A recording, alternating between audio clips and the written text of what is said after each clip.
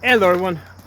Today I want to make you guys aware of this excellent lawsuit that's making its way through the Texas court system. Okay, Texas, great state. Okay, so this is a lawsuit to strike down the federal ban on non-resident handgun transfers. Okay, so if you're traveling to a different state on vacation, you can purchase uh, any long gun, right? Shotgun, rifle, AR-15. You can go to a different state, go into the gun store, pay for it, and they'll do the FFL paperwork. They'll transfer it to you right then and there, and you can leave the gun store, with the AR-15. Okay.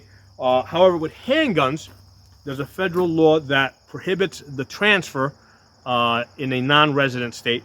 So you can go into a gun store, you can purchase it, you can pay for it, but then they won't transfer it to you. They have to ship it to an FFL back in your resident state. Okay, and usually that's whatever's on your driver's license. Um, there's other ways that you can prove residency besides a driver's license. However, most FFLs, as a matter of just store policy, they won't accept it. Okay, even though they could, they won't. They can look at a house deed, for example. They won't. They're just going to go by what's on your driver's license. They don't want to deal with anything else. They don't want to just do the extra work. Okay, so whatever your driver's license says, whatever state it says that you're from, that's where the handgun has to get transferred to, and then the FFL in that state has to do the transfer. Okay, so this is a real problem for people. Let's say New York City in particular, New Jersey, California, because they can go to other states to purchase long guns, right? Like these wonderful AR-15s. Now, it doesn't necessarily mean that they're going to bring them back to their states, because they might have, they may have a house or a vacation house in a different state, or they might leave it with a family member or a friend. Okay, but people from New York City are able to go to other states and purchase AR-15s unless the store has a policy against it. But they can't do that with handguns, right? No FFL will transfer them a handgun.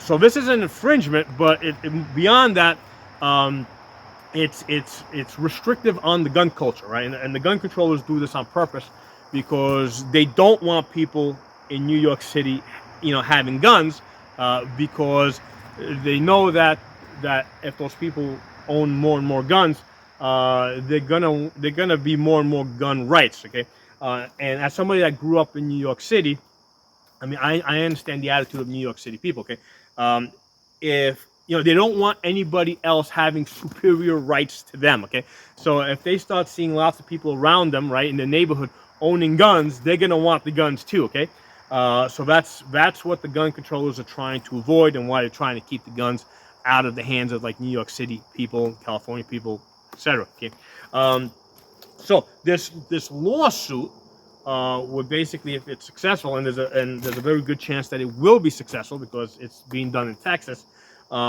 it would basically strike down this ban on non-resident handgun transfers. Okay, now the place where I'm getting this information from is a channel called the Four Boxes Diner. Okay, again, that's Four Boxes Diner. You should all be subscribed to it.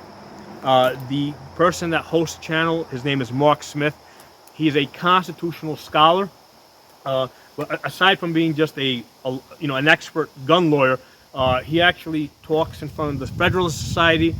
So judges and high power lawyers listen to this guy. Okay, so this is the place where you guys should get your legal gun news. Okay, so you should all be subscribed. So that's where this information is coming from. Now, the group that's bringing this lawsuit is called the Firearms Policy Coalition, FPC. They were the same ones that did the pistol brace lawsuit and were successful.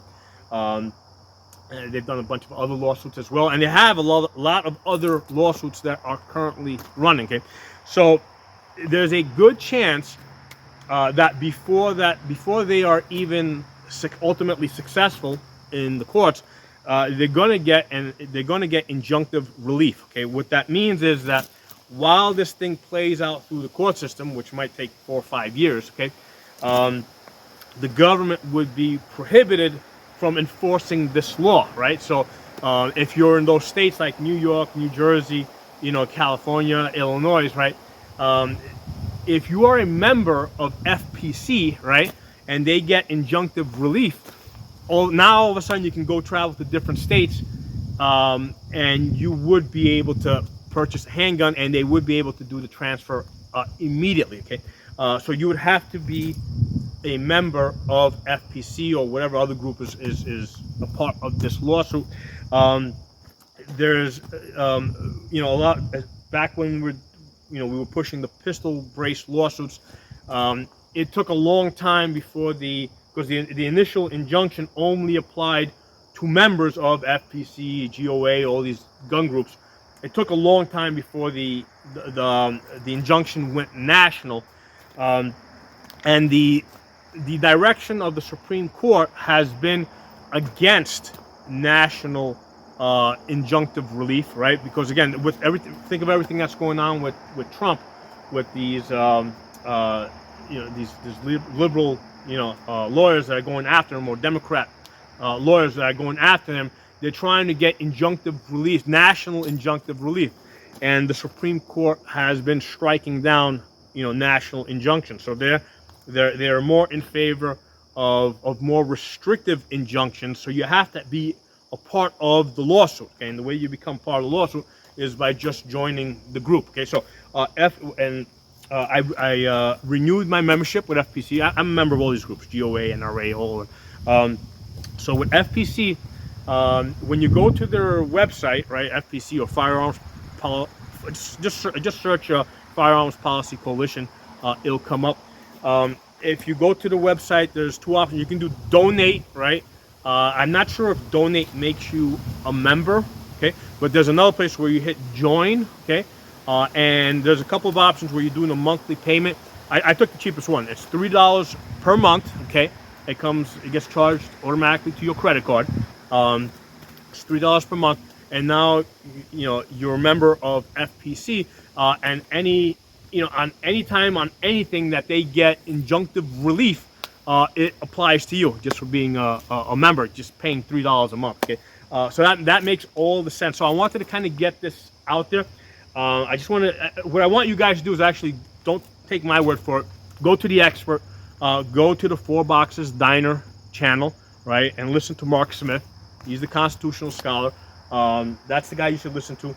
And that's everything I told you is what he said, okay? That most likely for this injunctive relief to apply to you, right? So you can go to different states if you want and purchase handguns.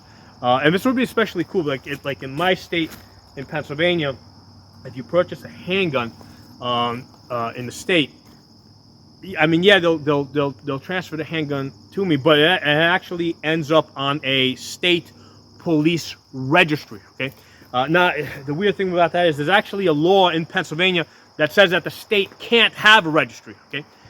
So the reason why it was allowed to stand in the courts is because it is not a complete registry. That was the argument that was made. So the idea there is that you can bring guns into Pennsylvania from a different state, and they don't have to go on that registry, right? Because they weren't purchased in Pennsylvania.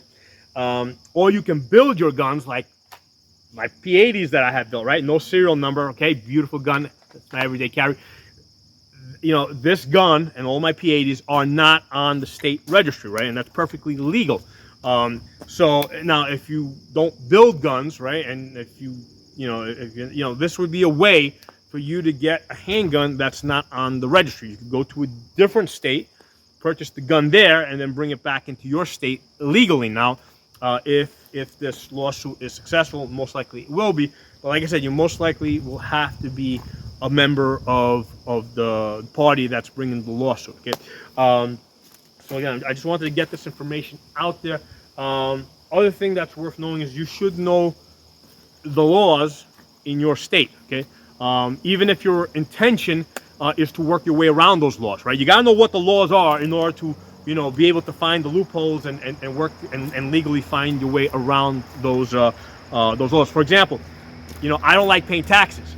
That's why I became an accountant. Okay, so if you don't like paying taxes, what you do is you become an expert accountant. Okay, you want to become better than the IRS. Okay, now you pay whatever you want to pay in taxes. Okay, if you want to become a hitman, okay, what you do is you join the police department, right? You become a forensics expert, okay, and now you can become a hitman. Okay, so that's how it works. So you want to be, if you want to beat the system, you gotta be an expert in the system. So one of the ways that I do this is you gotta know what the laws are in your state.